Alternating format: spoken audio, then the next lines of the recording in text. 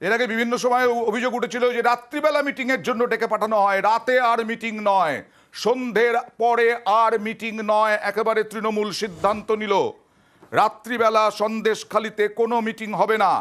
রাতে মিটিং নয় সন্দেশখালিতে, রাতে মিটিং নয় সন্দেশখালিতে। এর আগে বারবার অভিযোগ উঠেছিল, মহিলারা অভিযোগ করেছিলেন যে রাত্রিবেলা মিটিং, সেই রাত্রিবেলা মিটিংয়ে জোর করে হাজির করানোর চেষ্টা হয়। মহিলারা অভিযোগ করেছিলেন, মহিলাদের রাতে ডাকার অভিযোগ। কথা বলবো প্রতিনিধি জিয়াউলের সঙ্গে। জিয়াউল, কি অভিযোগ ছিল একবার মনে করিয়ে দেওয়া, এবং আজকে তৃণমূল কি সিদ্ধান্ত নিল?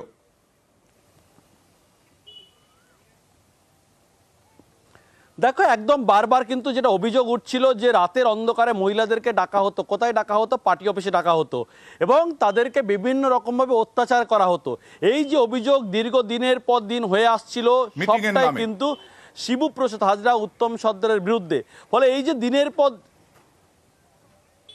হ্যাঁ জিয়া,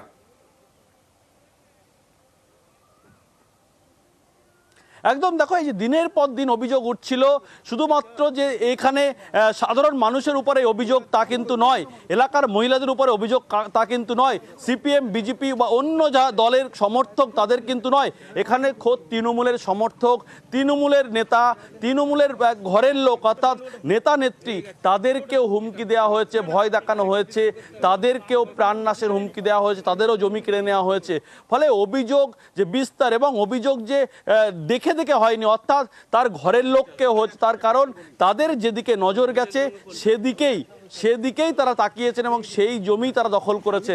ফলে সে কোন দলের, নিজের দলের কি অপর দলের, সে কিন্তু দেখেনি। ফলে এই যে যেভাবে চলছে, ফলে এলাকার মানুষ কিন্তু একটা বারংবার আমরা যেটা বলছিলাম যে শুধুমাত্র সন্দেশখালী দ্বীপেই কিন্তু সীমাবদ্ধ নয়, যত দিন যাচ্ছে ততই জেলিয়াখালীতে গন্ডগোল হলো, সেখানেও কিন্তু তার মাছের ভেড়ি এবং পোলট্রির ফার্ম পুড়িয়ে দেওয়া হলো, ভান্ডারখালীতে সেখানেও গন্ডগোল হলো।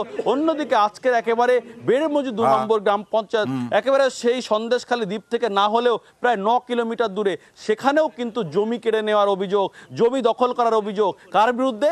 শেখ শাহজাহানের ভাই একেবারে সিরাজ উদ্দিনের দিকে অভিযোগ।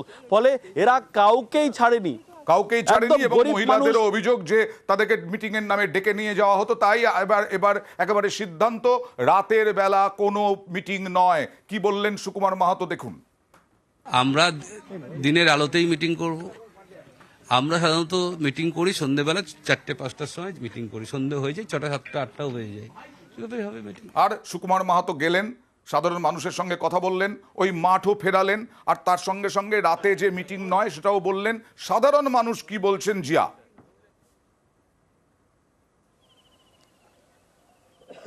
একদম দেখো, সাধারণ মানুষের উপরে আমরা গতকালকেও বেশ কিছু যারা তৃণমূল আর কি, অন্য দলের কথা আমি বলছি না, সাধারণ মানুষের কথা বলছি না, যারা তৃণমূলের সমর্থক, তৃণমূলের বিভিন্ন পদাধিকার, তাদেরও স্পষ্ট বক্তব্য, এত পরে কেন দল সিদ্ধান্ত নিচ্ছে, এত পরে যাদের নামে অভিযোগ উঠছে দিনের পর দিন, তাদের বিরুদ্ধে ব্যবস্থা নিতে এত সময় কেন লাগছে। ফলে এখন তাদের একটাই দাবি, এলাকার মানুষের উপর, এলাকার নেতৃত্বের উপরে কোনো ভরসা নেই, স্বয়ং মুখ্যমন্ত্রী তাদের কাছে আসুক, সেই মুখ্যমন্ত্রীর কাছে তারা অভিযোগ আকারে জানাবেন। অর্থাৎ দিনের পর দিন তারা অত্যাচারিত। ফলে এলাকার মানুষদের কাছে, এলাকার নেতাদের কাছে কোনো অভিযোগ করে তারা আর অর্থাৎ জানাবেন না, অভিযোগ করে কোনো ব্যবস্থা নেওয়া হয়নি। ফলে সুকুমার মাহাতো হয়তো এলাকার বিধায়ক, তিনি বললেন যে রাতে মিছিল মিটিং নয়, কিন্তু দীর্ঘদিন তো এটাই হয়ে আসছে, সেই অভিযোগও তো তিনি বিধায়কের কাছে এলাকার মানুষ করেছিলেন, কিন্তু তখন কেন ব্যবস্থা নিলেন না?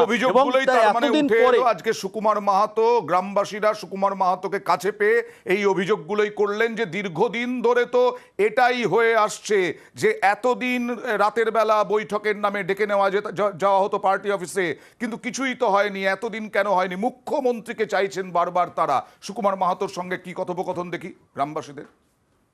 এই মানুষকে ভোট দিয়ে আমরা একটা সুযোগ সুবিধা পাই না, তাহলে কেন ভাঙবে বলুন তো?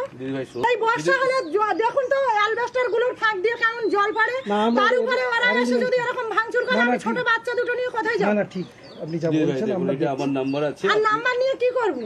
আমরা আমাদের মন্ত্রীর সঙ্গে আপনাদের নাম্বার আপনারা রেখে যান। আপনারা কোনোদিন এমএলএ কে বলেছেন যে এরকম এমএলএ কোনোদিন এসে আমাদের পাশে এসে বলেছে যে আপনাদের কোনটা কষ্ট দুঃখ বুঝেছেন? আমি প্রতি মাসে প্রতি সপ্তাহে আসি, আমাদের কষ্ট দুঃখের কথা আপনারা আমাদের মিটিং মিছিলে যান, তখন কিন্তু একবার বলেননি সমস্যাটা। আপনাদের তো উচিত ছিল, বলবো কি করে? বললেই তো আমাদের পিঠে বাড়ি পড়বে। আমাদের স্বামীদের তুলে নিয়ে বাড়ি পড়বে। শোনো, আমাদেরও জীবনে এই জিনিস হবে না, এই জিনিস হবে না। আমরা বাস করি। এ জিনিস হবে না, কিন্তু চিড়ে তো ভিজছে না, কারণ অভিজ্ঞতা তো খুব খারাপ। দীর্ঘদিন ধরে হয়েছে, সুকুমার মাহাতো যাননি। এটাই তো অভিযোগ করছেন মহিলারা, যে তিনি বিধায়ক, তাকে ভোট দিয়ে জিতিয়েছেন, কিন্তু যখন বিপদে পড়েছেন তখন তো তারা যাননি, তারা কোনো সাহায্য করেননি, এরকমটাই অভিযোগ করছেন। আর বলছেন যে আর ভরসা, ফোন নাম্বার দিয়ে কি হবে, ফোন নাম্বার আপনার কাছেই রাখুন। আমি চল একটু তেজি পিছে চল ঠিক আছে তোমার ঠিক আছে বলা আর এই মুহূর্তে